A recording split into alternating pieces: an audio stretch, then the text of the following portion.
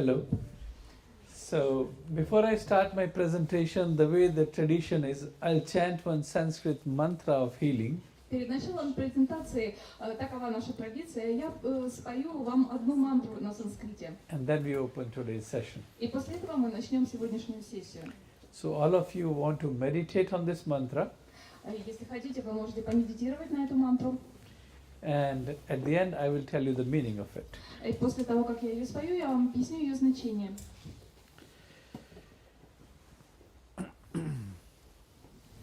All of you want to close your eyes.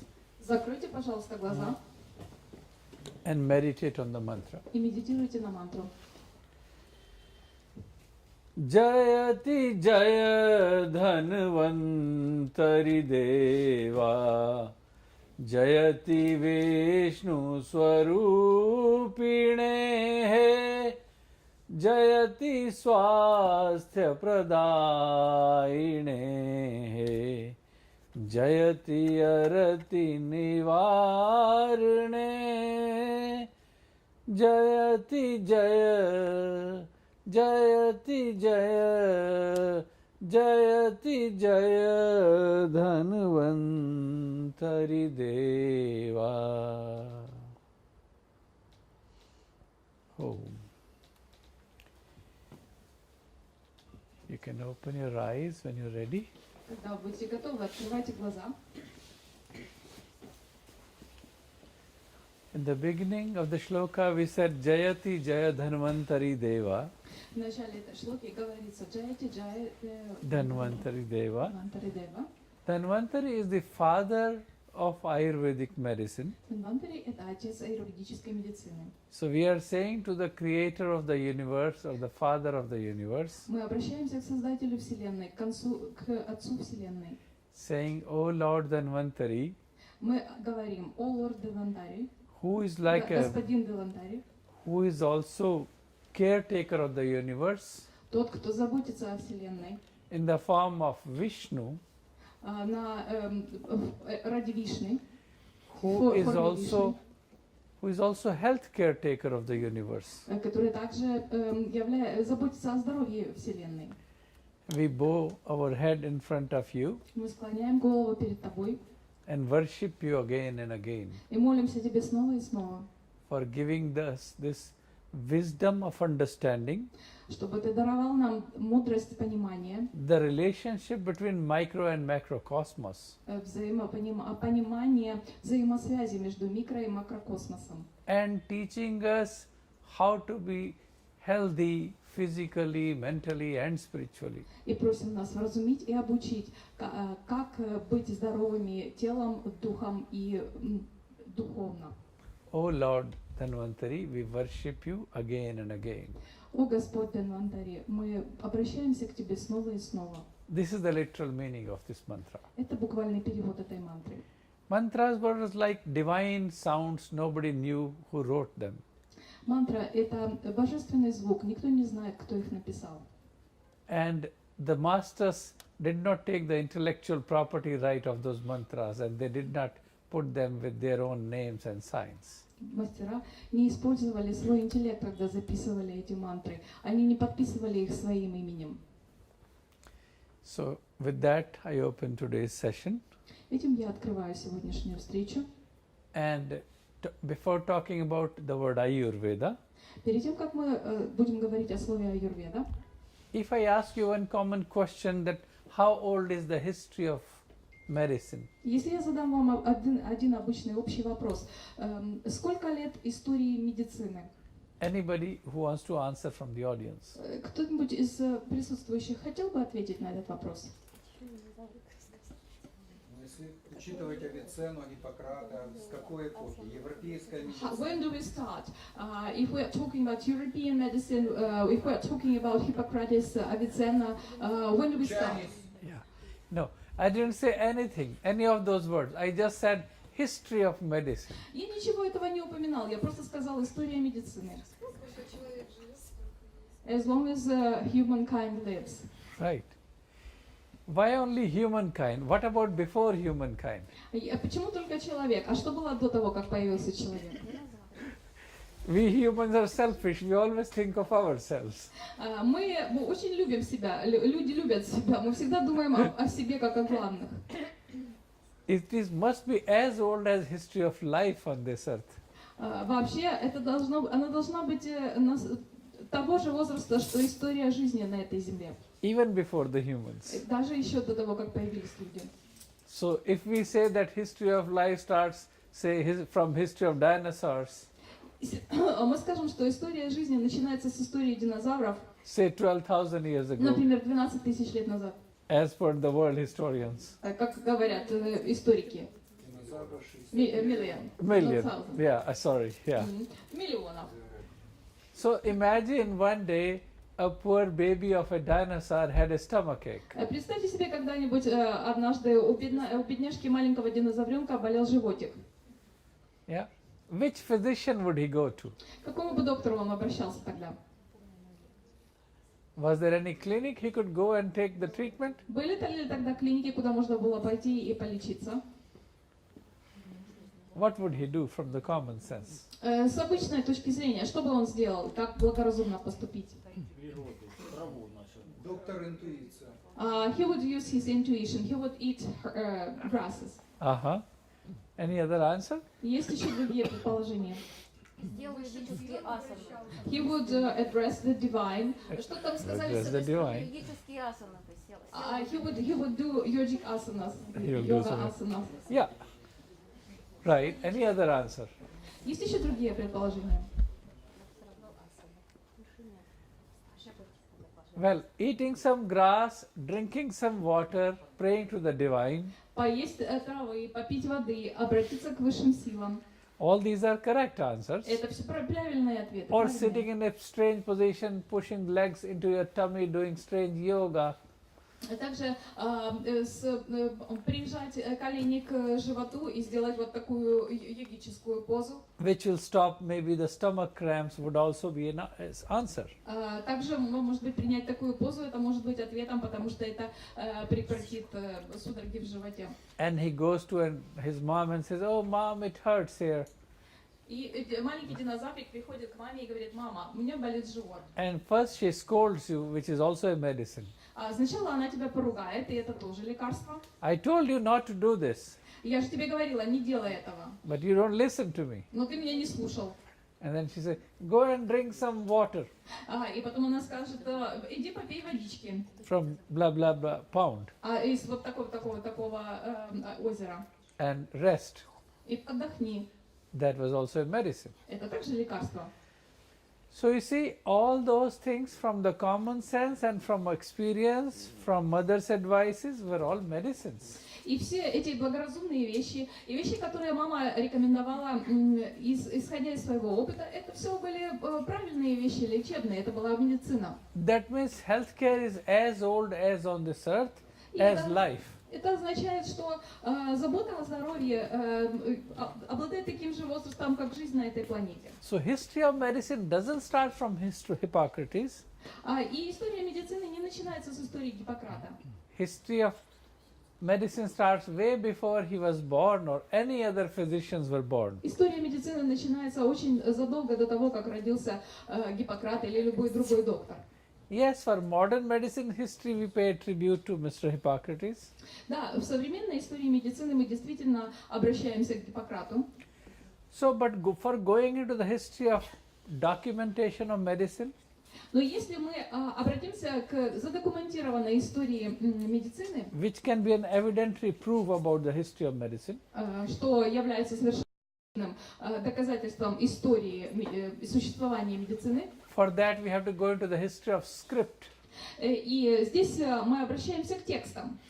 So if I ask you, what is the so-called mother tongue of all the modern European languages? Если я вас спрошу, задам вам такой вопрос, что является так называемой матерью всех языков европейских? Санскрит. If he said Sanskrit, I didn't want to say that. Вот вы сказали санскрит. Я не хотела этого произносить. Because maybe if I say so, I am biased, maybe because I am born in that part of the world accidentally. Потому что можно сказать, что у меня не объективное мнение, ведь я же происхожу из той страны, где санскрит. So Actually, Sanskrit. No, Sanskrit is this territory, Altai territory. He says that the real origin of Sanskrit is from here. Okay. Now we have Sanskrit, Maria. Давайте не будем сейчас это. Волод. Давайте не. Just from our territory is the newest historical Okay, information. I'll take that. Хорошо, я принимаю. So the oldest documented healthcare system was documented in Sanskrit language. Самая древняя задокументированная система заботы о здоровье как раз была записана на языке санскрит. In the literature called Vedas, В литературном источнике, который называется Веды. where the literal meaning of the word Veda means knowledge.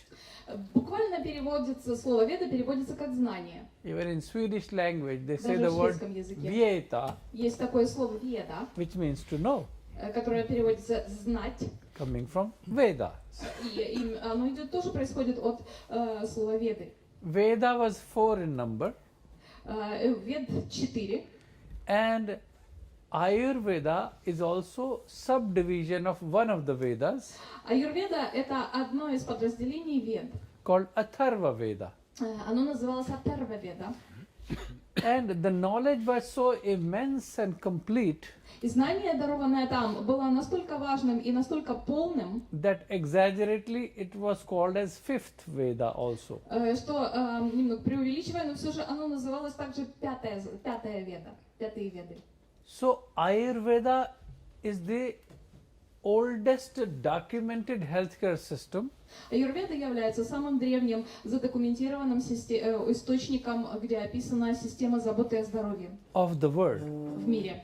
as per world historian claims. Так, во всяком случае, говорят историки, всемирные историки. It is even older than Chinese medicine.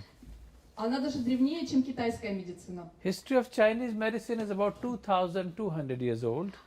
История китайской медицины насчитывает примерно 2200 лет. And history of documentation of Ayurveda А задокументированных источников аюрведических is considered like 5,000 years old.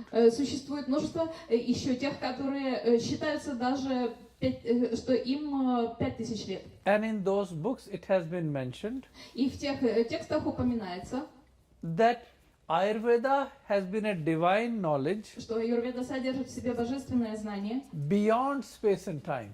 которое находится вне времени и пространства. But it is documented about 5,000 years ago. Но еще 5000 лет назад уже это было зафиксировано в письменных источниках. And the literal meaning of the word Ayurveda И буквальным переводом слова аюрведа is knowledge about life. является такой термин «знание о жизни». Ayurveda is not merely a system of medicine. Аюрведа не является всего лишь просто системой медицины. It is not only a healthcare system. Это не только система о здоровье, заботы о здоровье. It is a complete approach and philosophy towards life. Это полный подход и философия по отношению к жизни, философия жизни. It is a complete approach towards life. Это совершенный подход к жизни. It is art of being. Это искусство бытия. Art of being what? Искусство бытия чем? Art of being balanced. Искусство ведения сбалансированной жизни, искусство бытия сбалансированным. Art of being right. Или искусство того, как быть правильным. Art of being right physically, mentally and spiritually. Физически, ментально и духовно. That is the complete definition of Ayurveda.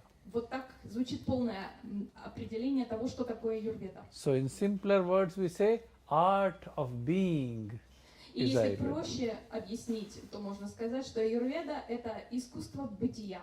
It's a art, science and philosophy towards life. Это искусство, наука и философия по отношению к жизни. If you look into the closer from the modern medicine perspective, Если поближе рассмотреть с точки зрения современной медицины, the closest word to this word would be biology самым близким термином будет биология, from the modern day science, если мы говорим о современной науке, where the bio means life где био означает жизнь, and second word logi means science, Следующее, лоджи означает наука. anything which is logical То есть все, что логично, можно is considered like объяснить. scientific. То есть все, что логично, относится к науке. So the word biology means science of life. Итак, слово биология означает наука жизни или о жизни. And the word Ayurveda means knowledge of life. А аюрведа означает знание жизни. Now, if I ask you, what is the difference between knowledge of life and science of life? Если я спрошу вас, какова разница между знанием о жизни и наукой о жизни? What is the difference? В чем разница? Знание жизни и наука жизни. Наука документально обоснована жизнью, просто житейский опыт. Science is based on practical experience and is connected with documents, is documented somewhere. Well, and science, how old is science? Как давно существует наука? Few hundred years, Несколько сотен лет. right? Knowledge has been beyond space and time. А знание вне времени и пространства. Few things we know about, and many of the other things we do not know about. Есть некоторые вещи, о которых мы знаем, и есть очень много всего другого, о чем мы не знаем. That where does life come from and where does it go Откуда жизнь приходит и куда она уходит after the body is dead? после того, как тело умирает. It's still a mystery. Это все еще загадка.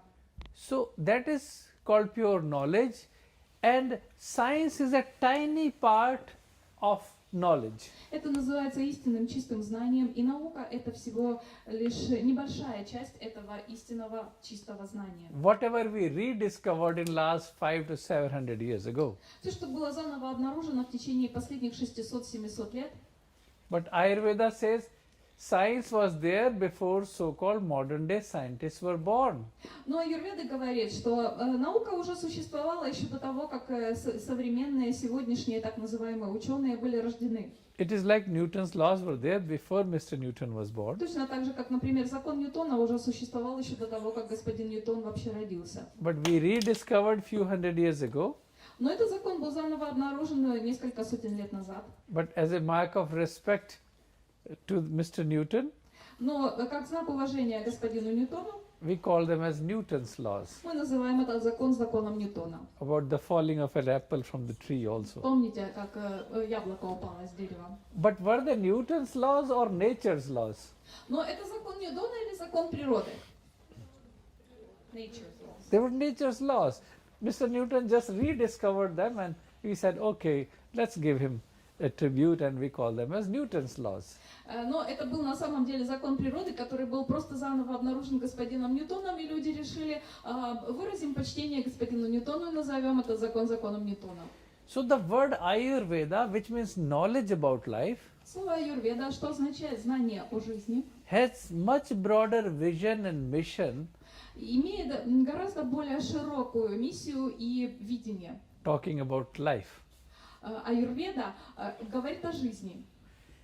So if you look into the basic principles of Ayurveda, Если рассмотреть базовые принципы аюрведы, which has got about 5,000 years old track record of the documentation, они задокументированы более чем еще 5000 лет назад. but had not promoted in the Western world for a long time Но очень долгое время они не продвигались на западном мире. because the small reasons like language barrier.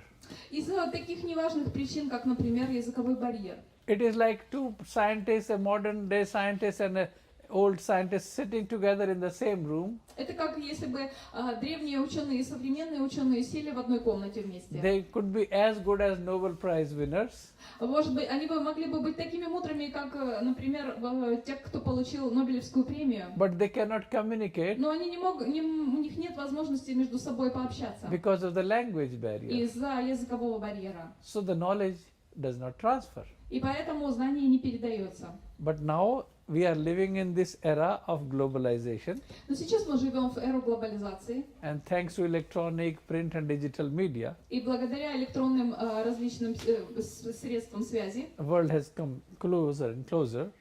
мир все сдвигается, становится все ближе друг к другу. And now we realize that how the whole universe is one family.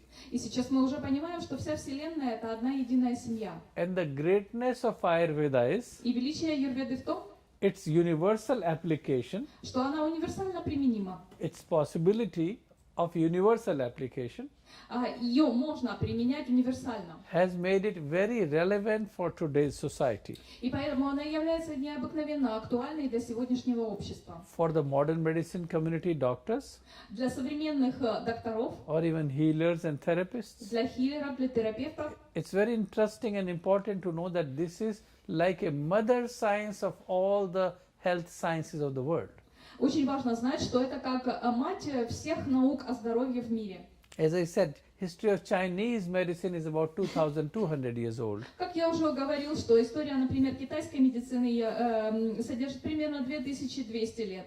And history reveals И это доказуемо. that people like Huansang, Confucius, many more Chinese scholars И, например, такие мастера, как Хунцзи, Конфуций, who also went to India to study in Takshashila and Nalanda universities, также ездили в Индию, в Такшишила, Наланда университеты. and also in the Buddhist era, the golden period of Ayurveda promotion. И также во время буддийской эры, золотой период для аюрведы.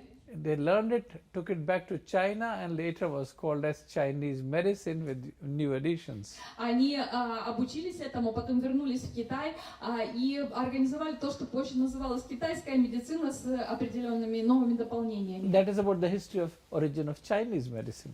Вот так рождение китайской медицины. If you look into homeopathic medicine, Если посмотреть на гомеопатическую медицину, Dr. Hahnemann was also a great Sanskrit scholar.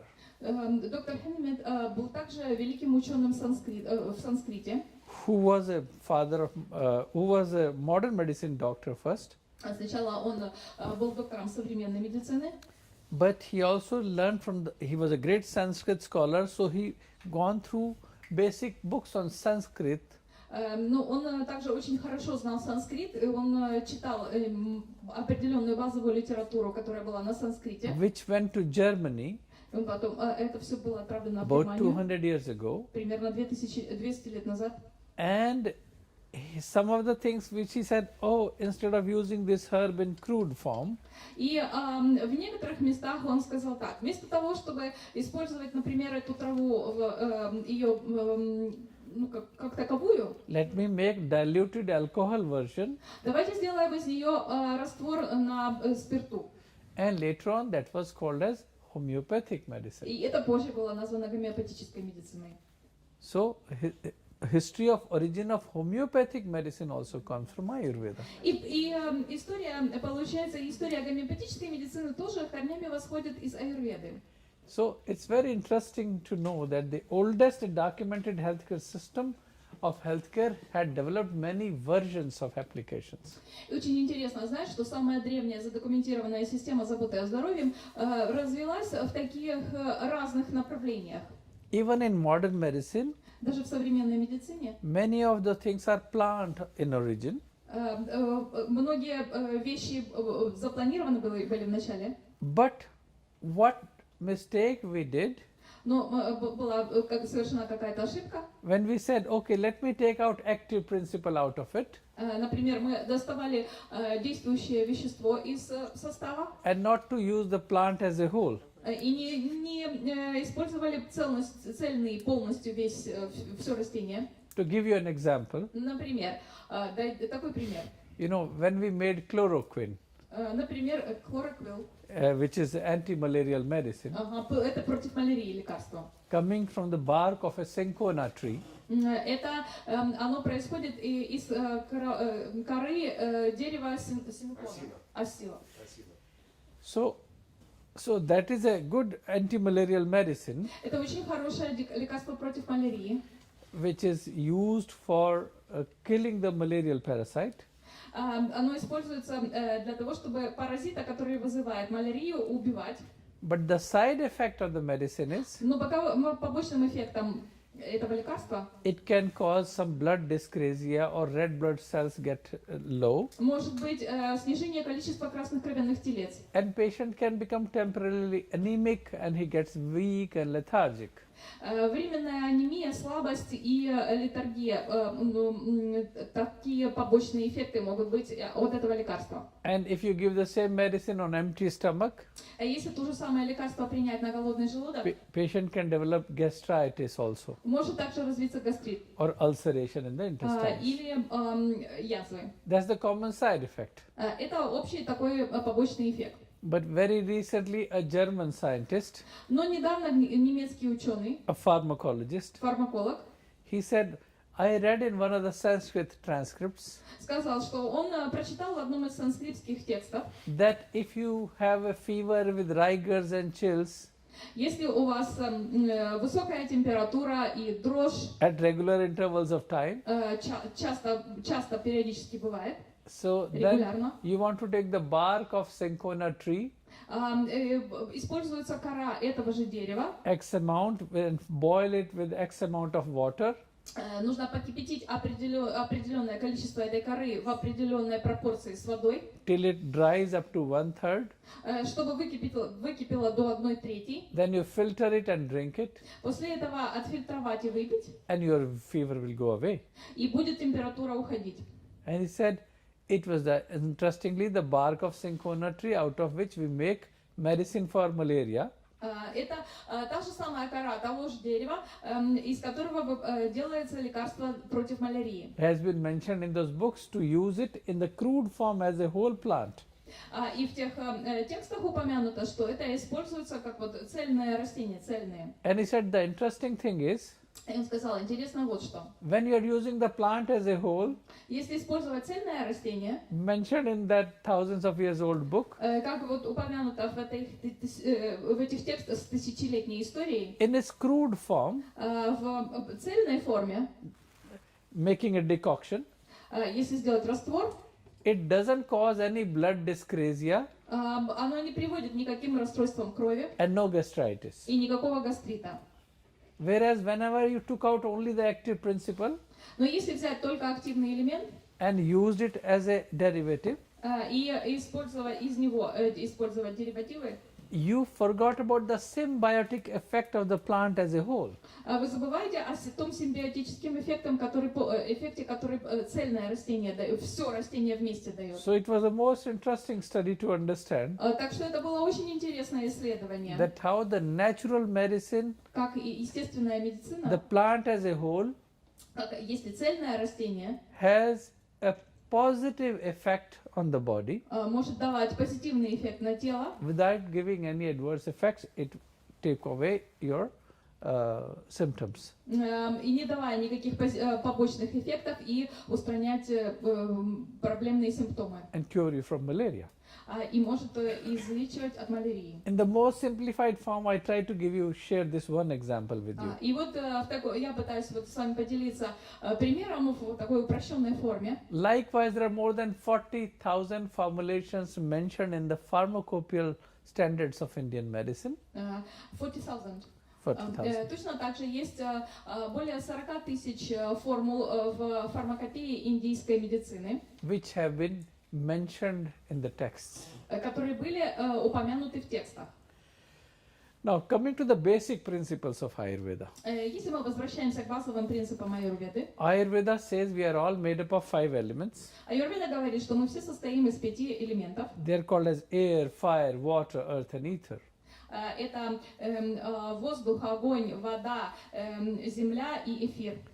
And Ayurveda says we are all made up of these 5 elements. Аюрведа говорит, что мы состоим полностью из этих 5 элементов. And in modern atomic theory, В современной атомной теории we say that we are all made up of говорится, что мы состоим из чего? molecules. Or the basic structure is А молекулы состоят из atoms. Yeah. So, if we compare with these two theories together Если мы сравним эти две теории, of modern medicine and Ayurveda современной медицины и аюрведы, and put them together, и сравним их, So let us look into the structure of atom. Давайте посмотрим на структуру атома. It contains neutrons and protons in the center, В центре у него есть нейтроны и протоны. which carries weight and mass. Они обладают весом и массой. So anything which carries weight and mass Все, что имеет весу и is массу, which вес и element? массу, это какой элемент? Земля. Is earth element. Это элемент Земля. Anything which carries weight and mass is earth element. Все, что имеет вес и массу, это элемент Земля. And then we say there is an electron moving in the orbit of the atom. И далее есть электрон, который по орбите движется. That electron is symbolizing Электрон символизирует energy or inertia. энергию или инерцию. And that is the expression of И это выражение чего? which element? Air, fire, Fire element. огонь. That movement of the electron is because of Движение электрона происходит благодаря what you said, то, что вы сказали. is the air element. Благодаря элементу воздуха. And then we say that there is a distance between neutrons and electron, Между нейтронами и электронами существует дистанция, определенный промежуток. electron is going in the orbit and neutrons are placed in the center of the atom. Электрон движется по орбите, а нейтроны внутри. So the distance between the two is И пространство между ними, which element? это какой элемент? Is ether or space element. Или пространство, или элемент пространства. And the humidity, the жидкостность. moisture content Влага, жидкостная составляющая of the atom is атома, это which element? какой элемент? Water, Вода. right? So are we talking about the same thing with different expression? И получается, что мы говорим об одном и том же, просто выражая разными способами. Today we call it modern atomic theory. Сегодня мы называем это современная атомная теория. In so-called modern day scientific language. В так называемом современном языке науки. But 5,000 years ago we called it as five-element theory. Но 5000 лет назад мы называли это теорией 5 элементов. That time even English was not even born as В a то language. время и английский язык как язык еще не был даже рожден. English is very recent language. Английский это довольно свежий язык. And as we talked about that Sanskrit being the mother tongue of all the modern European И languages. как мы говорили, что санскрит это матерь всех языков Европы. So this is a striking correlation and interpretation Это впечатляющая связь и интерпретация about the very basic principle of Ayurveda. абсолютно базовых принципов аюрведы. Take your time. So we say that these five elements combine in a particular permutation and combination Эти элементы взаимосвязаны определенным стилем и образом. to make three vital forces in the body. Они сочетаются тремя определенными способами, образуя три основных жизненных силы тела. They are physiological basic humors in the body. Это физиологические, основанные на физиологии три жизненных начала. So we call them as vital forces in English Мы в английском языке называем их жизненные силы, and we call them as doshas in или также Sanskrit. они еще называются санскритским словом доши. Like air and ether element combine Если сочетание воздуха и эфира to make something called vata. образует нечто, что называется вата. The literal meaning of vata means the one which makes things move. Буквальный перевод слова вата означает нечто, что приводит вещи в движение. Let it be movement between within us at the microcosmos level Любое движение внутри нас на макрокосмическом уровне and movement around us at the macrocosmos level. и движение вокруг нас на макрокосмическом уровне. That is a strong presence of vata force. Это очень сильное, мощное присутствие энергии вата. The word vata does not have exact translation available in English language because the language English language itself is not complete. Потому что сам английский язык несовершенен. Some expressions are missing. Некоторые выражения просто отсутствуют. But just to make it easily Но understandable, просто чтобы можно было проще понимать, we called it as air energy. мы говорим, называем это энергией воздуха. The energy which makes things flow. Энергия, которая заставляет вещи двигаться. When we look into at microcosmos level in the body, Если мы посмотрим на микрокосмическом уровне внутрь тела, let it be beating of the heart, будь то биение сердца, continuous contraction and expansion, постоянное сжатие и расширение, and also continuous expression of lungs also, также постоянное движение легких, where they contract and expand. точно так же они сжимаются и расширяются. We are able to walk and talk. Именно благодаря такому же движению мы способны ходить, говорить. All this is symbolizing И все это символизирует presence of air присутствие energy. Энергии воздуха. In modern medicine, we can categorize as sympathetic and parasympathetic nervous system. Симпатическая и парасимпатические нервные системы. Вот что в современном мире является аналогом вот этих понятий. So this is the main force of driving the body. Это основная движущая сила тела. Second vital force in the body Следующая жизненная сила в is теле called pitta, называется питта. which is also symbolizing fire energy. Она символизируется энергией огня. It's a combination of fire and water in a way. Здесь некоторым образом скомбинированы огонь и вода.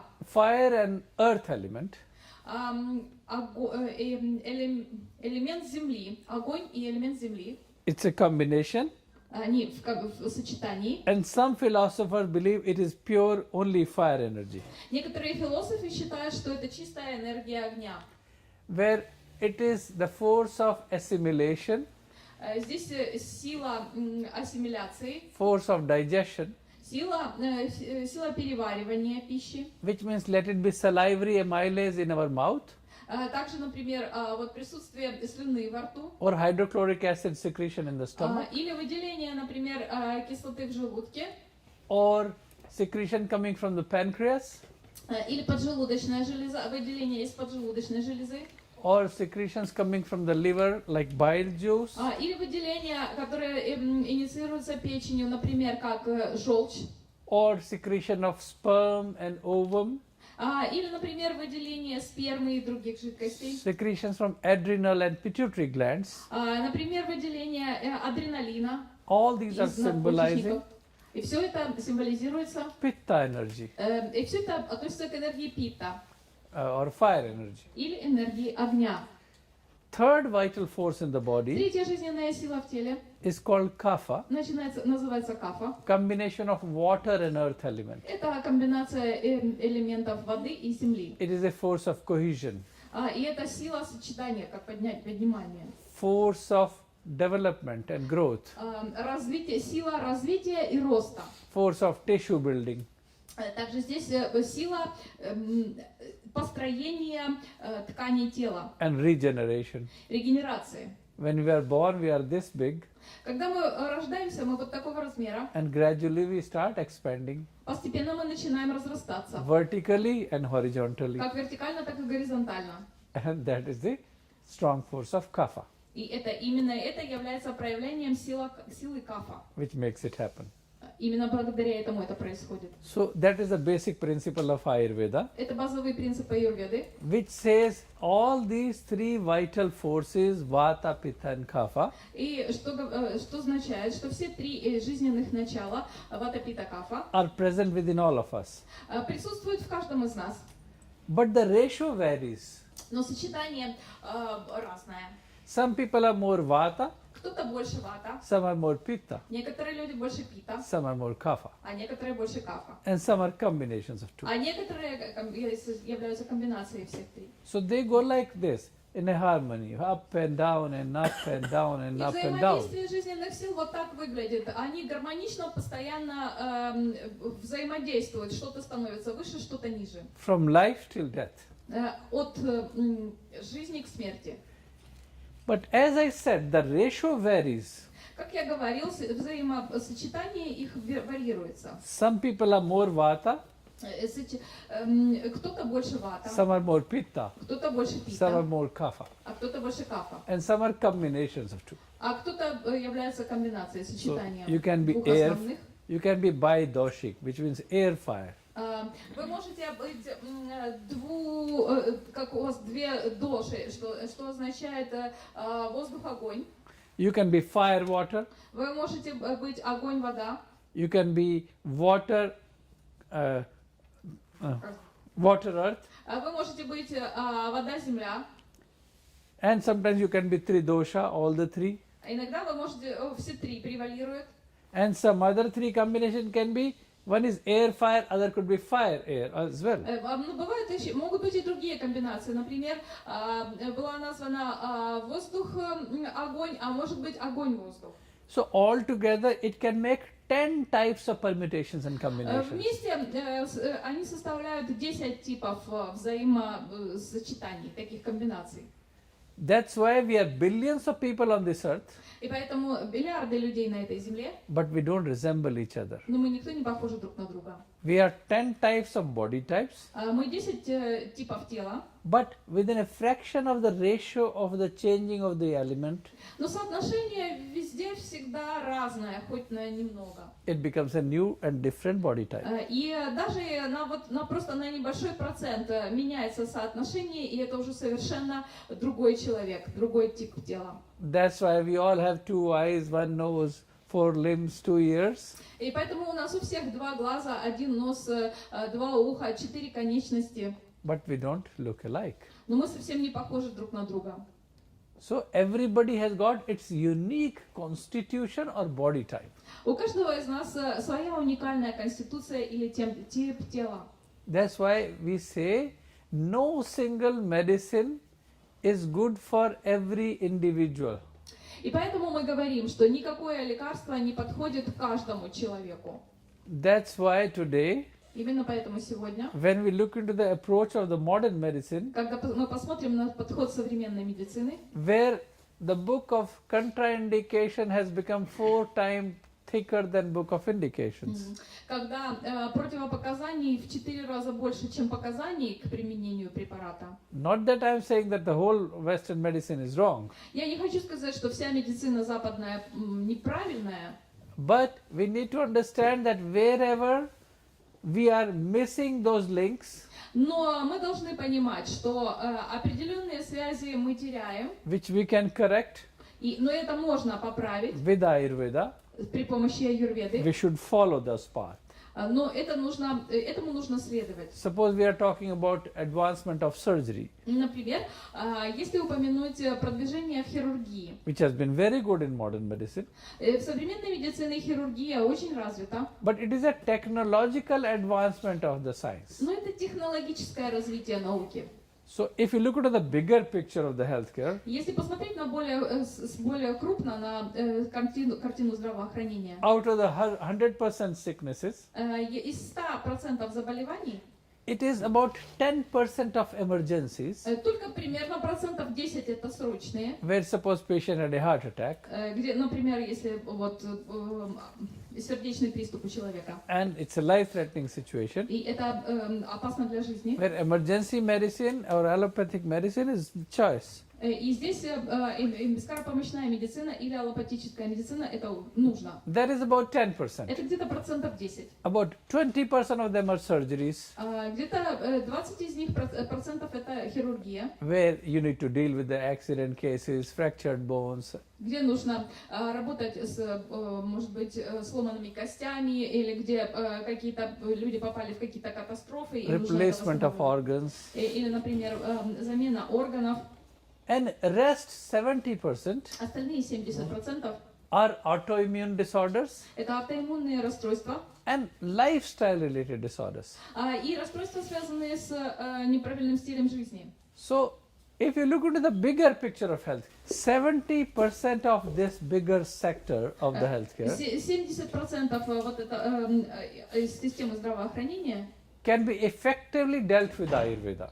Можно эффективно вылечить при помощи аюрведы. And it's all allied sciences. И это все действительно можно. So all of you who are into healing profession, Все вы, кто занимаетесь лечением, no matter what you're doing, неважно, что вы if делаете, you're a massage therapist, может быть, вы массажист, you can refine your skills more by using the application of Ayurveda. вы можете утончить свои умения при помощи применения аюрведы. If you're an acupuncturist, Если вы, например, занимаетесь акупунктурой, you should know that history of acupuncture also comes from Ayurveda. вы также должны знать, что история акупунктуры также происходит из аюрведы. There were 208 marma points mentioned in Ayurvedic literature. 208 точек марме, которые упоминаются в аюрведической литературе. Where you used to give the pressure with the fingers, so-called acupressure in English. Там, где надавалось такое давление пальцами, так называемая акупрессура. But one day somebody woke up, he said, oh, instead of putting the fingers in there, let me create some needles and let me put them there. Но однажды кто-то проснулся и решил, вместо того, чтобы давить пальцами, давайте-ка возьмем иголочки и будем туда иголочки вставлять. And let me call them acupuncture. И давайте их назовем акупунктуристкой. If you want to know more, Если хотите узнать больше, there is one interesting book you might want to read. есть такая интересная книга, которую, может быть, вы захотите прочитать. And the name is Lost Secrets of Ayurvedic Acupuncture Она называется «Утерянные секреты аюрведической акупунктуры». by Dr. Frank Ross. Доктор Фрэнк Росс ее написал. You can find it on Amazon or other places. Ее можно найти на Амазоне или в других местах. So, likewise, there are many other healing therapies of the world Также существует еще множество разных других излечивающих терапий в мире, which somehow have the origin into Ayurveda. которые такие или иначе на самом деле в конечном итоге происходят из аюрведы. So, developing a better understanding about the subject Нужно развить более хорошее понимание этого would предмета. make you extraordinarily skilled Это разовьет ваши умения, and will be an added feather in the cap и это очень поможет вам to be a successful practitioner. улучшить вашу практику, достичь успеха в вашей I'm not практике. here for a particular product or brand promotion or anything. Я здесь не для того, чтобы рекламировать какой-нибудь продукт или бренд. I'm sharing with you the very basic principles and pure knowledge of Ayurveda Я просто делюсь с вами базовыми принципами и чистым знанием аюрведы and its principles и принципами, which you can apply которые можно применять in your daily life. в вашей ежедневной жизни. So, with that, I'll give you some of the examples. Я хочу дать вам пару примеров. When we say these three doshas, Vata, Pitta and Kapha, Когда мы говорим три доши, вата, пита и кафа, when they are in a state of balance, когда они сбалансированы, we are healthy. мы здоровы. They go like this, up and down and Но они up вот and так down вот and up and меняются, down, все время вверх-вниз, from life till death. от жизни к смерти. But whenever they get too much out of balance, Когда они слишком сильно разбалансируются, then we develop some symptoms. мы тогда, у нас развиваются какие-то симптомы. When the symptoms aggravate too much, Когда симптомы развиваются слишком сильно, then that becomes a disease. тогда появляется болезнь. Just to give you some examples. Дам вам пару примеров. Now, the question is, why do they get out of balance? Вопрос, почему они разбалансируются? Because the food which you are containing Потому что из-за еды неправильной, also contains those 5 elements. еда, которую вы принимаете внутрь, также состоит из 5 элементов. Remember we said from the beginning that we are all made up of 5 elements. Помните, мы вначале говорили о том, что мы все состоим из 5 элементов. So the food you are eating is also containing the 5 elements. Еда, которую вы принимаете внутрь, также состоит из 5 The элементов. water you are drinking also contains those 5 elements. Вода, которую вы пьете, также состоит из 5 элементов. So, but the ratio varies. Но их сочетание, пропорция сочетания варьируется. That's why we say Именно поэтому мы говорим, we are what we eat. что мы являемся тем, что мы едим. We just say it, but we don't understand the expression very correctly. Мы просто произносим это, но мы не понимаем это выражение правильно. That's why Mr. Hippocrates also said, Именно поэтому господин Гиппократ также говорил, let food be your medicine and medicine be your food, пусть еда будет вашим лекарством, и лекарство будет вашей едой. which he learned from Ayurveda, Этому он научился из аюрведы, which I came to know what going to his birthplace in Greece, in Kos, И это знание пришло вместо его рождения в Греции. where he admits that he learned it from Ayurveda, И он признает, что он этому научился из аюрведы. where it says that food and medicine are not two separate things. И в аюрведе говорится, что еда и лекарства — это не две разные вещи. They are same thing with different expression. Это одно и то же, просто разным способом выраженное. So that's why you are what you eat. Именно поэтому вы являетесь тем, что вы едите. Or Ayurveda says, eat right according to your body type. Или аюрведа еще рекомендует принимать пищу согласно с вашим типом сложения, с So вашим типом. Ayurveda is very scientifically designed diet and nutrition program also. В аюрведе существуют очень научным образом организованные, разработанные системы диет и питания, Which is way more advanced, much more than what you can talk in terms of modern medicine expression. и она гораздо более продвинута, чем то, что на сегодняшний день предлагает современная медицина и наука. Food is not analyzed just because of their expression of carbohydrates, fats and proteins. Продукты питания не нужно анализировать только с точки зрения наличия белков, углеводов и так далее. It is also analyzed according to your doshic constitution Необходимо еду анализировать с точки зрения доши, с точки зрения вашей конституции, and also talking about the 5-element theory также с точки зрения теории 5 элементов, and also talking about the 6 taste concept of the food. и также с точки зрения 6 вкусов, концепции 6 вкусов продуктов питания. Where we say that all these 6 tastes should be there in your food, И также вот эти 6 вкусов должны присутствовать в нашем ежедневном питании. which is sweet, Сладкий, sour, кислый, salty, соленый, bitter, горький, astringent вяжущий, and pungent. Вяжущий и острый. Острый, один вяжущий, да. So that is one of the expression about the food part. Вот так описываются продукты питания. So whenever these 3 doshas get out of balance, Когда эти 3 доши приходят в разбалансированное состояние, you also get aquatic diseases. соответствующие болезни возникают в теле. Suppose I say vata imbalance, Например, я говорю дисбаланс ваты. which means the nervous system is out of balance. Это значит, что нервная система вне Remember баланса. we talked about vata is air energy. Помните, мы говорили о том, что вата — это энергия воздуха. Some of the examples would be Например, такие примеры. anxiety neurosis, Невроз, связанный с перевозбуждением, insomnia, бессонница, depression, депрессия, multiple sclerosis, множественный склероз, Alzheimer's, Альцгеймер, stroke, мозг, как это, сосуды в мозгу, как забыла, инсульт, yeah, dementia. деменция. All these are examples of vata disbalance. Это все являются примеры, эти все болезни, примеры дисбаланса ваты. And they are very clearly mentioned in the books of Ayurveda Они очень четко упоминаются в книгах with аюрведы, nomenclature. очень подробно и четко. Like for instance, multiple sclerosis can be categorized as Kampavata. Например, множественный рассеянный склероз категоризируется как кампавата. Where tremors are involved, Если где присутствует тремор, where difficulty of walking is involved, когда трудно ходить, and all those symptoms have been elaborately mentioned in those books. очень подробно описываются в книгах аюрведы эти симптомы. But today we call it, say, multiple sclerosis, but in Ayurvedic books it is named with a different nomenclature. И сегодня, допустим, эта болезнь в современной медицине может называться рассеянный склероз. В аюрведической литературе с подробным описанием симптомов присутствует эта болезнь, но она может называться по-другому. But because of the communication gap and there is no studies done at the Ayurvedic schools, so they do not at the modern medicine schools, so there is a lack of information, lack of communication.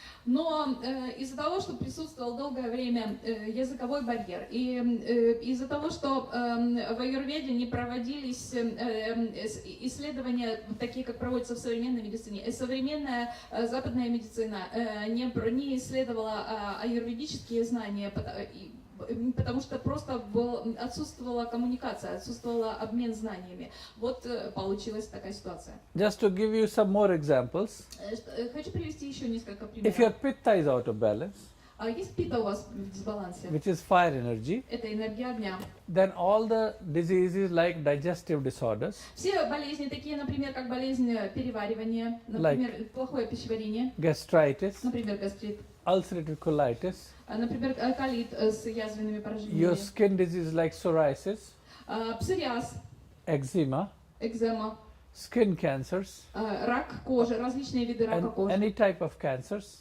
любые виды рака, would be categorized under pitta imbalance. они пита, все относятся к дисбалансу питы. Let it be hormonal imbalances. Если это гормональный дисбаланс, Because of that, when you have uterine fibroids, myomas, и они относятся к гормональному дисбалансу, и это приводит к образованию миом и других видов breast опухолей. cancers Например, рак груди would be categorized under pitta imbalance. также относится к дисбалансу питы. Fire energy imbalance. Дисбаланс огня. The word agnya, which is also agni in Sanskrit, Вот слово огня, это то же самое, как агни в санскрите, which means fire. означает огонь. So you see the striking similarity. Вы видите, как похоже. And that's why to all the cancer patients, no matter what cancer they have, И поэтому всем пациентам, у которых рак, неважно какой вид рака у них, remember how all the doctors recommend to counterbalance them? помните, как все доктора рекомендуют привести их в сбалансированное состояние? By changing their pH value to alkaline. И уровень pH сбалансировать при помощи щелочи сбалансировать уровень pH. Ayurveda gives much better elaborative explanation about that. Аюрведа дают очень подробное, хорошее объяснение этого. And has been using those things for centuries. И уже в течение многих столетий используют такой подход. Some other examples would be like hypertension, Повышенное давление будет еще одним примером. pitta disorder, Это дисбаланс питы.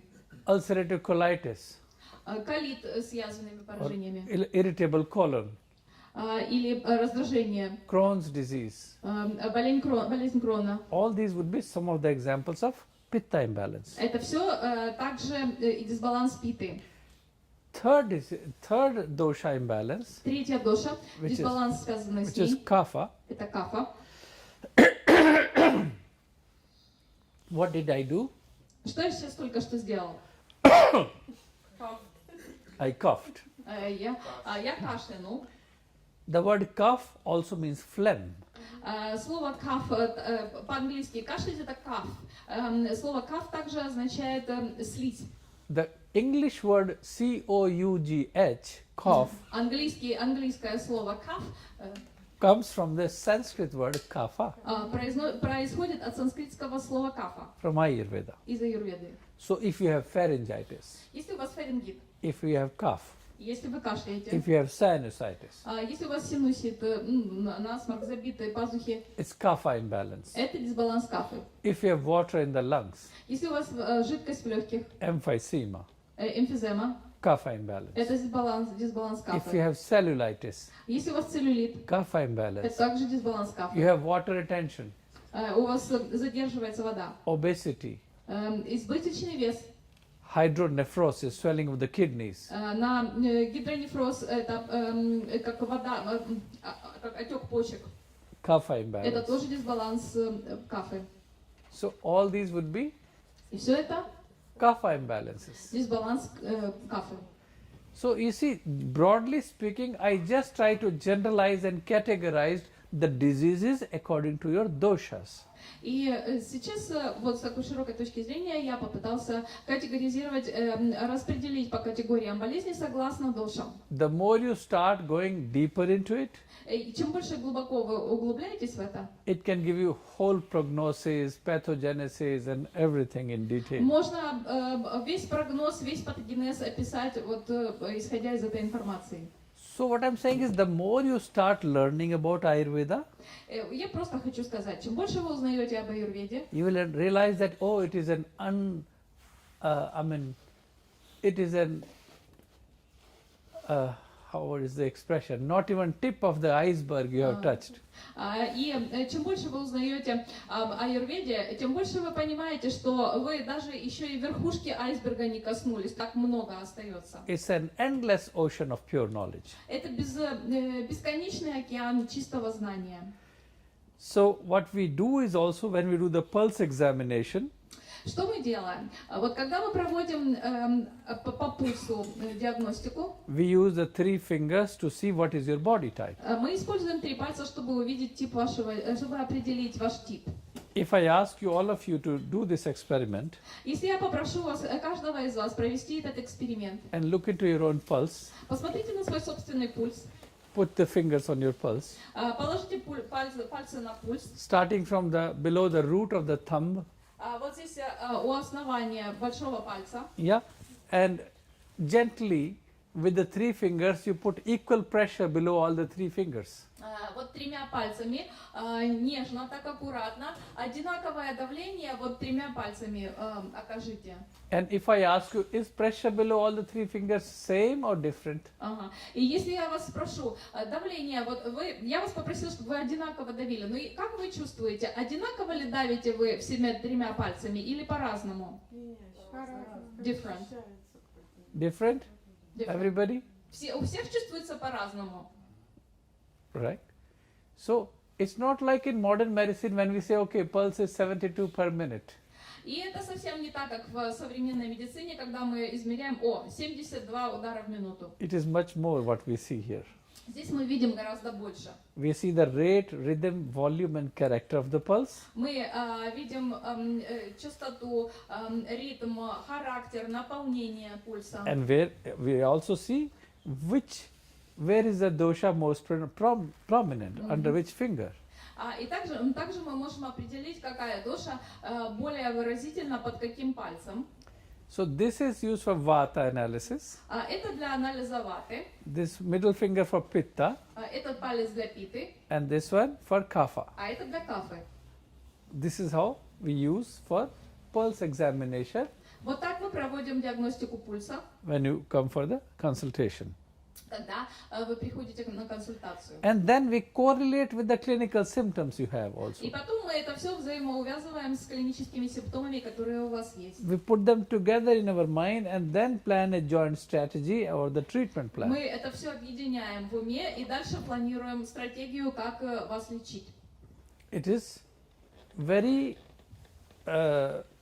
strategically organized way of looking at an individual. Это стратегически организованный способ рассматривания человека. And in many of the chronic obstinate conditions, И многие хронические болезни, where we have limitations in modern medicine also, где в излечении в современной медицине есть ограничения, Ayurveda can be definite solution provider. аюрведа может предложить абсолютное решение. And another good thing about Ayurvedic perspective is, И еще одна хорошая, интересная вещь с точки зрения аюрведы, it talks a lot about the preventive healthcare model, она очень много рассказывает о превентивной медицине, where we say, превентивных поведениях. don't come to me when you are sick, В аюрведе говорится, не приходите, когда вы заболели, come to me when you are healthy, приходите, когда вы здоровы, so that I can teach you how to continue to remain healthy. чтобы научиться, как оставаться здоровым. Not to wait to get sick and come for the Не pill. ждите, пока вы заболеете, You say, I'll teach you how to continue to remain healthy. а я научу вас, как оставаться здоровым. And the second objective of Ayurveda was, И вторая цель аюрведы, if you get sick если вы заболели, because of your wrong approach towards life, из-за того, что у вас неправильный подход к жизни, wrong approach towards your food, неправильный подход к your питанию, lifestyle, к стилю жизни, your diet, диете, your code of conduct. поведению. When I say code of conduct, Когда я говорю поведение, I'm talking about daily code of conduct, я имею в виду ежедневное поведение. which means it's chilly cold out there and you didn't wear a jacket, no cap, nothing, and you just because. Например, на улице холодно, а вы не оделись тепло, не надели шапку и пошли. So that was your daily code of conduct. Immediately what happens? You fall sick. Это ваше ежедневное поведение. И что происходит? Вы заболеваете. So not going to chilly cold weather Не выходить на холод, and wearing a jacket or a coat Надеть что-то теплое. is the part of my code of conduct. Это также часть моего поведения. Now, knowingly or not unknowingly, I was balancing my doshas by doing so. Зная или не зная, я приводил свои доши в сбалансированное состояние, таким образом ведя When себя. you go out in a chilly cold night, Когда вы выходите холодной ночью, it's cold and windy, там холодно и ветрено, which is the attribute of vata. это принадлежность ваты. So vata is aggravated outside. Это значит, что энергия ваты взбудоражена на улице. So to counterbalance that, what do you want to do? Что нужно сделать, чтобы сбалансировать это? To put some pitta in your body, Нужно какую-то питу поместить в себе which в is тело. fire energy. Это энергия огня. So by putting a blazer, what are you doing? А что вы делаете, когда вы надеваете пиджак? Adding some pitta Это вы как раз добавляете питу, to counterbalance vata. чтобы сбалансировать вату. Although you did not knew about the basic principles of Ayurveda, Даже хотя вы не знали базовых принципов аюрведы, but still you were applying it вы все равно их применяли, without even knowing about it. даже не зная их. That is the greatness of Ayurveda, that its universal В application этом величие аюрведы и ее универсальная is применимость. feasible everywhere. И это видно повсюду. But knowing about the subject more in depth, Но знать предмет более глубоко, you develop a better insight, если вы более глубокое знание разовьете, and then you become more selective what foods you should eat, вы будете более внимательно подходить к выбору питания, what yoga, meditation you should do, какую делать йогу и which медитацию. also good for your mental health. И это также будет полезно для вашего ментального здоровья. Ayurveda says even anger is a disease. Аюрведа говорит, что даже гнев – это болезнь.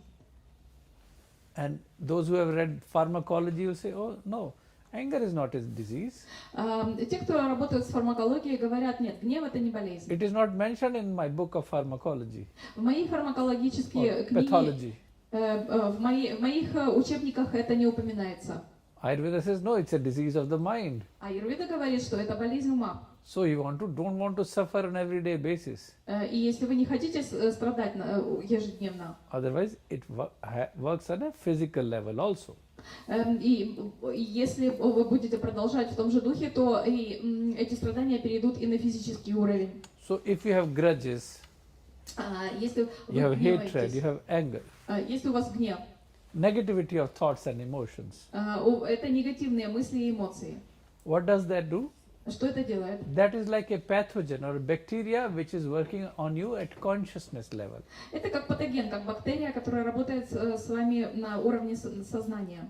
But if you follow the rules of yoga, Но если вы следуете правилам йоги, like yama and niyamas, например, как яма и нияма, you follow right code of conduct, вы следуете правильному поведению или правильному кодексу поведения, you follow about forgiveness and forgetfulness and truthfulness and honesty, и вы знаете о прощении, об умении забыть нанесенные обиды, об честности и правдивости. all those attributes mentioned in the yogas, Все это упоминается в йоге, they act like a multivitamin for the soul, и они работают как мультивитамины для тела, для души. which was not taught in the modern medicine part. И этому не учили в современной медицине. The more you start following it, Чем больше вы этому следуете, you start getting the purity of consciousness.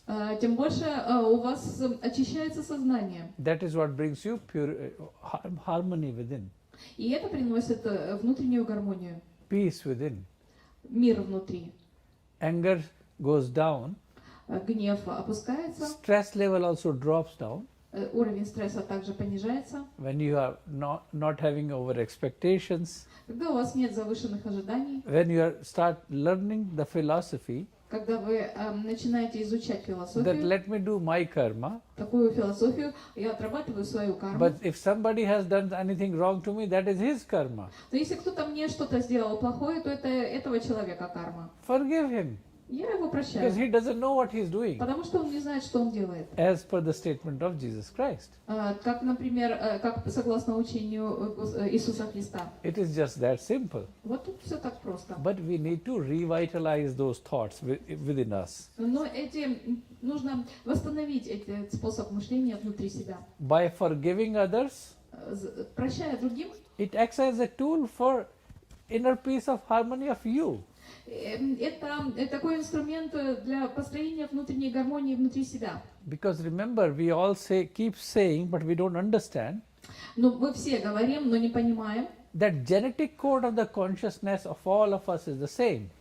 что генетический код у всех у нас одинаковый. The same нашего consciousness сознания. which lives within you, Внутри нашего сознания, внутри нас живет сознание, which is part of the divine, которое является частью божественного. is also living in the other consciousness. А внутри другого человека точно такая же часть божественного If somebody находится. has done a crime to you, И если кто-то по отношению к вам совершил преступление, and you say, I forgive you from my heart and soul, и вы говорите, я прощаю тебя от всей души, immediately the spontaneous response сразу же спонтанным ответом будет of consciousness living within the other body, внутри сознания, которое живет в другом теле, what does the consciousness say to him? какой будет реакция? Shame on you. So inside this Yeah, person. inside. То есть и этот сам себе человек говорит, как тебе не стыдно? Although you were at fault, but still this other guy forgiven you. И хотя ты виноват, а вот этот другой человек тебя все равно простил. So by doing that act, И вот так, ведя себя, you got benefited who forgave him. и вы получаете пользу, если вы прощаете. So that genetic level of consciousness code И вот на генетическом уровне такое сознание will never be unjustifiable. никогда не изменится. So this is a very beautiful expression of Ayurvedic philosophy, Это очень красивое выражение юридической философии. which connects with you with the spirituality aspect also. Это также связывает вас с духовным аспектом, устанавливает связь. So spirituality and healthcare has to go hand in hand. И получается, что духовность и забота о здоровье должны идти рука об руку. It's a package deal. Оно работает только вместе. So for physical, mental and spiritual well-being, it has to be a package deal for the body. Чтобы в теле было и духовное здоровье, и физическое, и ментальное, нужно восстанавливать только все вместе. The main aspect which we are missing in the modern medicine when we forget about the spirituality and we just focus on the physical body. Главное, что мы потеряли в современной медицине, мы отложили в сторону духовный аспект и сконцентрировались только на физическом. Knowingly or unknowingly, all of you, Зная это или не зная, все из вас, кто занимаются целительством, you are doing the same good work. и вы также работаете, делаете такую хорошую работу. Let it be through crystal healing or constellations or mindfulness programs.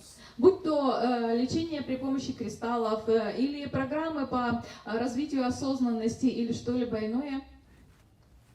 Yes, please. Практический вопрос от доктора. Если какая-то болезнь, мы должны сначала определить дошу и воздействовать не на болезнь, а на дошу. So what is we have это из трансляции, да? Ну да. So we are broadcasting Yes. online. Yes. So we have a question from a doctor. Yes. So if we get sick,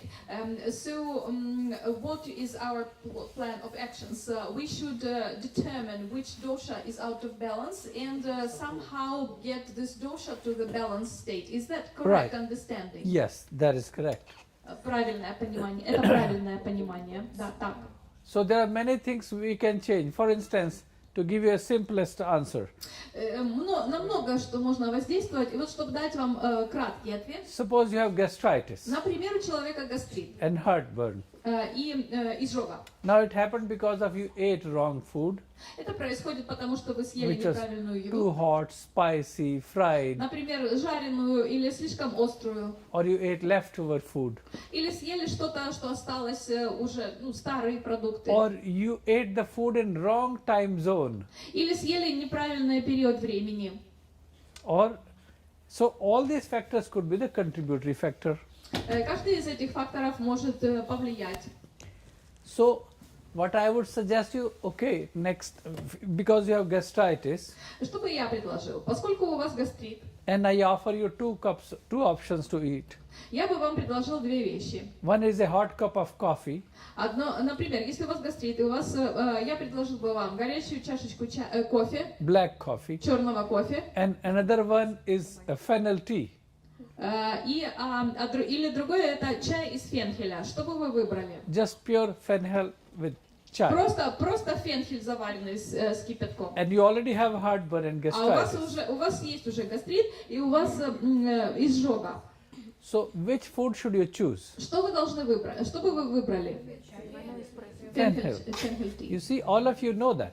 Все вы знаете From это. common sense, Просто из общего знания or жизни. from learn from your mother from childhood. Или, может быть, вы в своей семье этому научились в детстве. So that has a counterbalancing effect on your dosha. Потому что это как раз балансирует ваши доши. It was balancing your pitta. И это бы сбалансировало вашу питу. So that was that a medicine? Это было лекарство? That was a medicine. Да, это было So лекарство. this was the most simplified example I Но gave это you. был, конечно, очень упрощенный пример. So changing certain food patterns and their habits and the time they want to eat, that will itself be act like a medicine. Нужно изменить определенные пищевые привычки и время принятия, может быть, время принятия пищи, вот такой подход может сам по себе уже сработать как лекарство. So likewise, if you have any other questions, please, I'm open to them. Если есть еще у вас какие-нибудь вопросы, я готов ответить. Yes, please. Ну, вот доктор сказал, что большинство рака имеет природу питы, но встречается часто утверждение, что это природа капхи. И поэтому хотела уточнить, вот, если там тоже капха, и, например, когда неправильное питание, много там молочного, вот говорят, часто тоже является причиной рака, много мучного. Хотелось бы это уточнить. Okay. See, it's a very good question. Это очень хороший вопрос.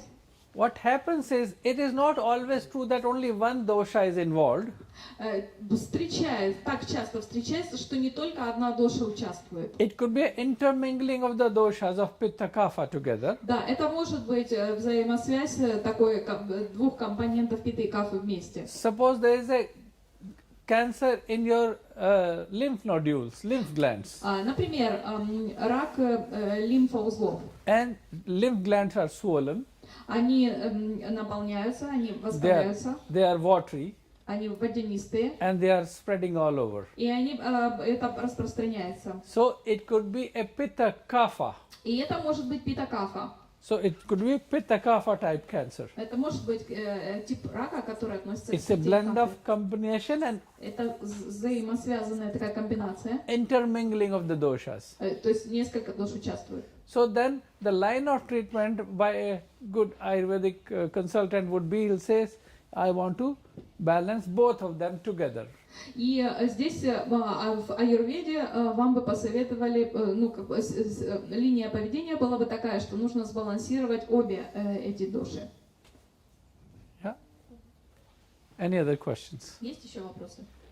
Если мы определили, что какая-то доша вышла из равновесия, наша терапия должна быть на уменьшение увеличившейся доши или на подъем других дош, которые... If we determined that one of the doshas is out of balance, so what is the general strategy of the therapy? Do we have to increase this disbalanced dosha, or maybe make it lower, or maybe increase the other doshas? See, what we want to do, suppose kapha dosha is, it can be either aggravated or too diminished. So imbalance could be either aggravation or diminished. Right. Дисбаланс определенной доши это может быть как чрезмерное увеличение, так и чрезмерное уменьшение количества этой доши в нашей взаимосочетании. That a qualified physician can better analyze if it is too aggravated or diminished. Квалифицированный доктор способен определить, эта доша в чрезмерном количестве присутствует или наоборот в недостаточном. So there we want to use a strategy that we say, okay, I want to give you something which doesn't aggravate your pitta or vata, but at the same time balances your kapha. И квалифицированный доктор делает так, чтобы прописывает такие лекарства, которые эту дошу будет удерживать в состоянии, чтобы она не росла, если она чрезмерно развивается, и в то же время доводит до нужного уровня остальные доши. And to tell you interestingly, the word cancer has been widely narrated in Ayurvedic texts. Интересно вам будет знать, что слово рак очень часто упоминается в аюрведических текстах. By the name of Karkat. Он по-английски это cancer, на санскрите называется каркат. Where the word Karkat means crab, Слово каркат означает краб. and the word cancer in English come from the word crab. И английское слово cancer тоже происходит от слова рак. And the symptoms mentioned about the Karkat rog or disease of the cancer И также симптомы, которые упоминаются в связи с болезнью каркат или рак. they say the one which is multi-directional and goes very silently. Почему так говорится? Потому что это болезнь, которая идет в разных направлениях и расползается тихонько. That's why you see in modern medicine also we say cancer is curable if detected early. В современной медицине мы говорим, что рак излечим, если рано обнаружен. So all those things at length have been mentioned in Ayurvedic texts. И все эти вещи упоминались в аюрведических текстах. And the treatment part as well. И также и лечение тоже. Like these days, curcuma is gaining momentum, popularity for anti-cancer regimen. Сейчас куркума становится очень популярной в лечении рака, в антираковой терапии. This is just very new to the Western world В actually. западном мире это очень ново, But in the Ayurvedic texts and the ancient masters know it for thousands of years. но в аюрведических текстах древние мастера знали это уже тысячи лет. When they hear that our new research journal has put effect of curcumin on anti-cancer activity, they just laugh and they say, yeah, we knew about it. Когда современные ученые говорят, что вот узнали об действии куркумина, о том, как он, о его полезном действии, доктора аюрведы говорят, да мы уже давным-давно это знали. And you know how the curcumin works? Вы знаете, как работает куркумин? The most fascinating way. Это потрясающе. I've been a research scientist in Ayurveda, so I'll tell you. Я был ученым, занимавшимся исследованиями в аюрведе, поэтому я могу вам рассказать. First thing, it identifies only the cancer cells Куркумин сначала идентифицирует только клетки рака and doesn't affect the natural healthy cells. и никак не работает с натуральными живыми здоровыми клетками. And it goes and stops the oxygen supply to them first, И сначала прерывает доступ кислорода к in a этим way клеткам. strangulating their neck. То есть душит их за шею. Yes, please. Вопрос, можно?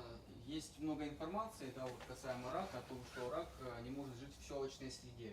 Насколько эта информация является, скажем, правдивой, и есть ли в аюрведе упоминание об этом, а также There is a lot что of- рак еще лечит с солью, то есть Of information about the cancer, that cancer cannot live in alkaline environment. Is that true? And also there is information that cancer can be cured, can be treated with salt. So these two questions. Okay.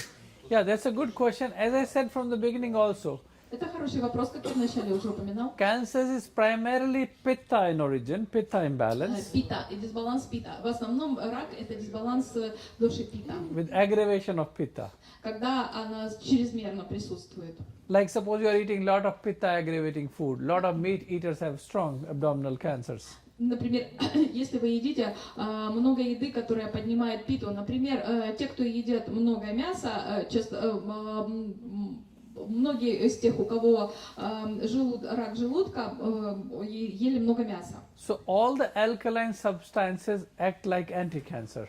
Все щелочные среды действительно работают против рака. Like if you are eating alkaline and cooling and soothing things. Например, если вы едите холодящие, охлаждающие щелочные продукты. Like for those kind of patients, we want to give them squash, zucchini, pumpkins. Этим пациентам мы прописываем есть цукини, кабачок, тыкву. Fennel. coconut water, кокосовую воду, фенхелевый чай, aloe vera gel.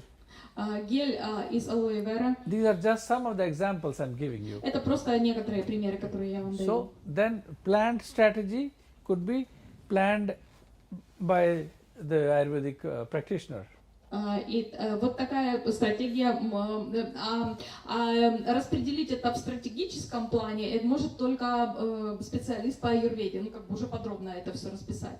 And one second, let me complete. And the interesting factor is when you are taking a anti-cancer chemical medicine, И я сейчас хочу завершить.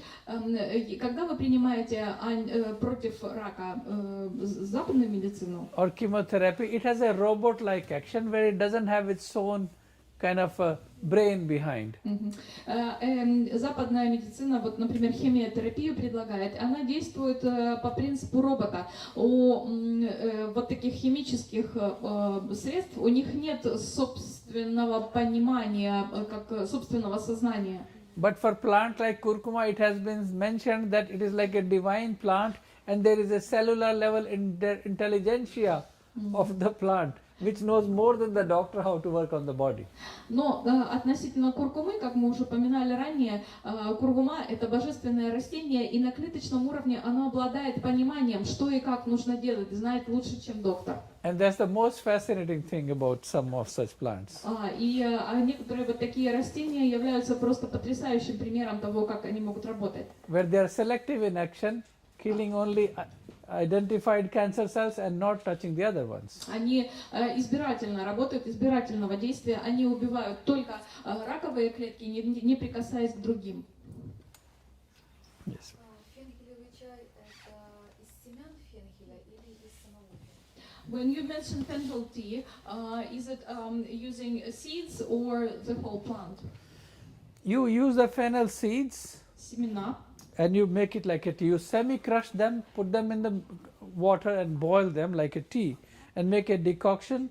And then when you break them up, the outer shell breaks, then the aroma of the fennel comes into the water.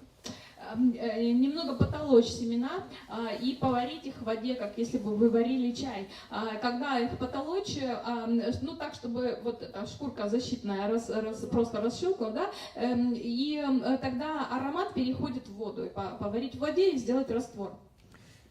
А какие противопоказания против куркумы? Это уж очень много статей.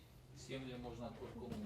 Can all people eat curcuma? Are there any prescriptions? Because there are many there are many articles describing problematic. Yeah, I'll come to that. See, curcuma has to be used under careful supervision also in proper dosage. Куркума должна быть под наблюдением, использоваться под наблюдением и только в правильной дозировке. Because if you take too much of curcuma also, Потому что если принять слишком много it куркумы, is too warming in action. она слишком теплого воздействия. So you have to be selective deciding the dosage. То есть нужно очень аккуратно назначать дозы. For instance, if you are using on everyday basis as preventive measure also. Если использовать куркуму на ежедневном уровне, она также может использоваться как превентивный препарат. If you are putting like half teaspoon or 3/4 teaspoon Если вы, например, берете половинку или 3/4 чайной ложки in cooking, и добавляете это в готовку, like putting in your vegetables, rice, например, lentils, то, что вы soups, овощи готовите, или рис, или суп, или бобовые, and cook them, because curcuma is fat soluble, it is not water soluble. Куркума растворяется в жирах, не растворяется в воде. So you have to know the right way of application, Вы должны понимать, как правильно ее принимать. and this would be like safe dosage. Now if you overdose it like 2 teaspoons of curcuma, it's going to be harmful. И это безопасная доза. Но если вы будете брать, например, когда 2 ложки, это уже будет вредно. That is why experts, supervision and guidance is needed from time to time. Именно поэтому эксперты, наблюдения и те, кто вам помогут и объяснят, это необходимо периодически. But to be on the safer side, as I said, half a teaspoon on everyday cooking if you are using. Но чтобы было безопасно, It's fine. в готовку совершенно безопасно можно добавлять каждый день половинку чайной ложки. Yes. Низкое давление. Low blood pressure. Okay. For low blood pressure, you can use a simple remedy. Для низкого давления можно очень простые лекарства You использовать. take 1 glass of milk, Вы берете 1 стакан молока, you put about 3 or 4 dates, Дактилис. 3-4 финика, Phenica, and you put about 6 almonds without skin, и без шкурки около 6 орешков, как это называется? Миндаль. Да. and then you put Миндальных орехов, повторяю микрофон, миндальных Mindal, орехов. yeah, and then you put about 4 petals of saffron. И где-то 4 лепестка шафрана, You boil them together их это покипятить and like 3 times. 3 раза. You first boil, you take it back and forth. Yeah? Первый раз поднимается пена, снимаем с огня, потом второй раз и третий. This is the best energy drink you could have imagined. Это самый лучший напиток, энергетический напиток, который только можно представить. It will strengthen you up and also control the blood pressure. Это вас укрепит и в то же время будет контролировать давление. От чего у грудничка, у грудного ребенка может быть кровь в кале, прожилки крови? What could be the reasons for a little baby who is breastfed yet? He would have like bloody particles in feces. How old is the baby? 6 месяцев, да? Нет, сейчас 4 месяца. 4 months old. На протяжении месяца. But 4 months. Okay. One thing, it could be some kind of bacterial infection in the intestines. Может быть бактериальная инфекция кишечника. So first you want to rule that out also. Первое, что нужно исключить вот это. Giving boiled water. Дайте кипяченую воду. Also you can give sometimes a little bit of fennel tea, Иногда давайте фенхелевый чай. which will have a cooling and hemostatic effect. Он будет охлаждать и успокаивать, и улучшать состояние крови. Also other natural remedy which you can make. Еще одно естественное лекарство, которое вы можете In a сделать. cup of milk, В стакан, в чашку чая you put pinch of curcuma, положить маленькую щепоточку куркумы, boil together, покипятить and also add a little bit of fennel, и добавить туда тоже немножко фенхеля, and that make him drink that. и чтобы дать ребеночку выпить. Curcuma will also act like an antibiotic Куркума также будет действовать как антибиотик, and will stop the bleeding also. и также кровь остановит. But remember, not too much of it. Но помните, что не слишком много. But this you can use. Последний вопрос, друзья, желательно общий такой, чтобы не часто. Что имеется в виду в чай? What do you mean by tea? Tea of fennel. No, Фенхель. no, it's not tea. It's a milk containing curcuma and fennel. Это молоко с куркумой и фенхелем. Это не чай, а это вот такой напиток. Or if you want to make a chai separately, then it has to be fennel plus water only. Если хотите отдельно чай, то тогда это фенхель с водой. Both are good. Это и то, и другое полезно. Повышенное давление. High blood pressure. В холодное время года повышается, в летнее понижается. In cool weather, the blood pressure is high. In hot weather, the pressure is low. Okay. For high blood pressure, Для высокого давления there are a couple of things. You want to avoid deep fried, spicy, oily foods. нескольких вещей нужно избегать. Это сильно прожаркие, жирные и острые продукты. Anything which aggravate your pitta. Любое все, что питу увеличивает. Then you can drink cooling teas. Avoid black coffee also. Избегайте черного кофе, нужно пить охлаждающий чай. Recently, one pharmacologist wrote an article in America. И недавно в фармакологии в Америке вышла статья. He said the day people will come to know about the real properties of Arjuna, Там было сказано, что в тот день, когда люди узнают о настоящих свойствах растения арджуна, evolution and entire cardiology medicine, это приведет к революции во всей кардиологии. and major cardiac surgeries can be averted. И все крупные сердечные операции можно, в принципе, их избежать. But he says the pharma companies won't like that.